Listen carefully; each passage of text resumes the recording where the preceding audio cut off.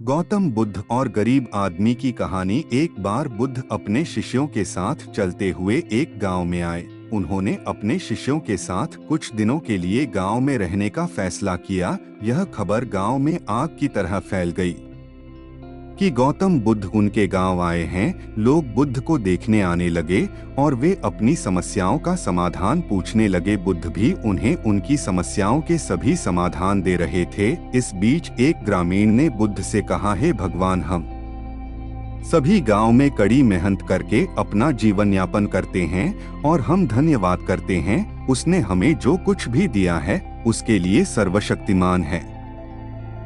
लेकिन हमारे गांव में एक व्यक्ति है जो कोई काम नहीं करता है और अपनी गरीबी के लिए सर्वशक्तिमान को हर समय दोषी ठहराता रहता है।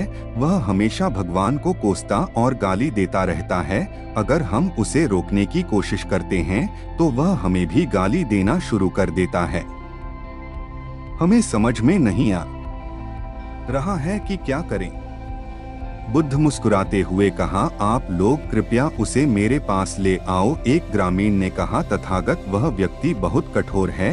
वह आपको गाली भी दे सकता है और हम उसे आपका अपमान करते नहीं देख सकते, इसलिए उसे यहाँ बुलाना उचित नहीं है। बुद्ध मुस्कुराए और कहा, चिंता मत करो, तुम उसे यहाँ लाओ। उससे कहो कि भगवान बुद्ध तुम्हारी समस्याओं का समाधान कर सकते हैं। गांव वाले उसे पहले लाने गए। उस व्यक्ति ने जाने से इनकार कर दिया और कहने लगा, बुद्ध पाखंडी हैं, वे सभी नकली हैं, मैं किसी के पास नहीं जाऊंगा। लेकिन जब कुछ ग्रामीणों ने उन्हें बताया कि बुद्ध आपकी समस्या का समाधान कर सकते हैं तो वह बुद्ध के पास जाने पर सहमत हुए। वह व्यक्ति बुद्ध को देखता रहा और कहा, आपने मुझे यह क्यों बुलाया है? क्या आप मुझे बताना चाहते हैं? क्या आप भी चाहते हैं कि मैं सर्वशक्तिमान को गाली न दूं जो उन्होंने मुझे दिया है? वह मुझे गाली क्यों न दें? उसने मुझे यह बेकार शरीर दिया, लेकिन शरीर के लिए धन की भी आवश्यकता है। सर्वशक्तिमान ने क्यों नहीं दिया मुझे पैसे? में इस बेकार शरीर के साथ क्या करना चाहिए? अगर आप मेरी पैसे की समस्या को हल कर सकते हैं तो यह ठीक है, अन्यथा अपनी बोरी पैक करें और इस गांव से बाहर निकलें। मुझे पता है कि सभी भिक्षु नकली हैं। बुद्ध उसको सुनकर गुस्सा होने के बजाय मुस्कुरा रहे थे। रसन का शब्द। बुद्ध ने उस व्यक्ति से कहा, मेरे दोस्त, मैं न तो आपसे ईश्वर में विश्वास करने के लिए कह रहा हूँ और कि आपको उस पर विश्वास न करने के लिए कह रहा हूँ। किसी व्यक्ति के सुख दुख का कारण उसका अपना कर्म है, इसलिए यदि आप कड़ी मेहनत करते हैं तो किसी और को कोसने के बजाय तो आपकी पैसे की समस्या हल हो सकती है। बुद्ध की बात सुनकर वह आदमी उग्र हो गया और कहा, मुझे आपके व्याख्यान की आवश्यकता नहीं है।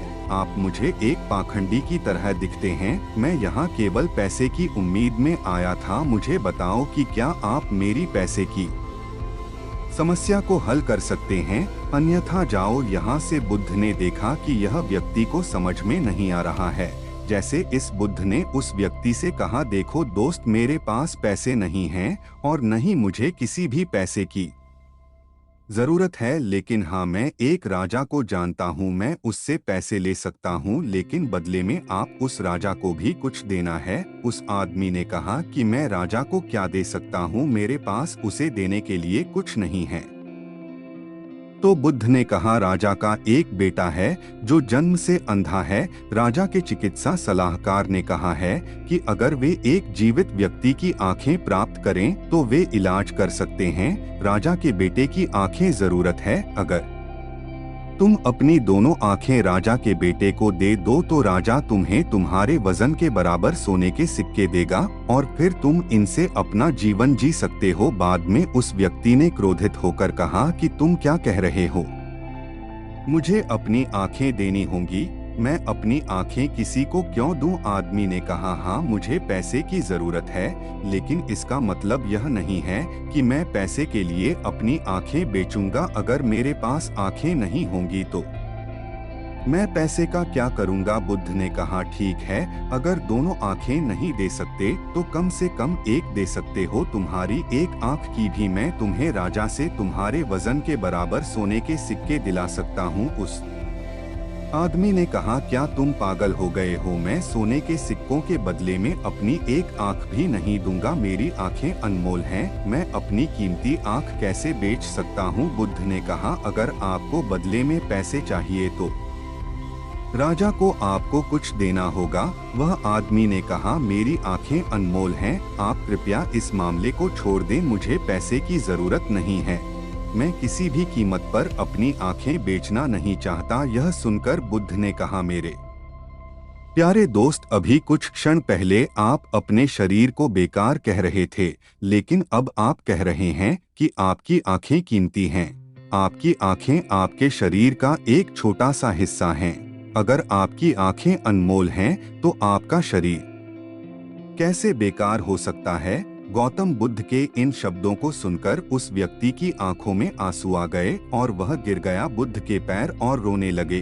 बुद्ध ने उसे उठा लिया और कहा कि मेरे दोस्त, प्रकृति ने हमें यह अनमोल शरीर दिया है, लेकिन अधिकांश लोग इसे अनदेखा करते हैं और खुद को कोसते रहते हैं। कुछ क्षण पहले आप सोच रहे हैं कि आपका शरीर बेकार है, लेकिन अब आप यह सोच रहे हैं अमूल्य। वास्तव में मनुष्य को जो कुछ भी मुफ्त में मिलता है वह उनकी कीमत नहीं समझता है। इसलिए हमें प्रकृति का आभारी होना चाहिए कि उसने हमें यह अनमोल शरीर दिया है, जो सभी जीवित प्राणियों में सबसे अच्छा है।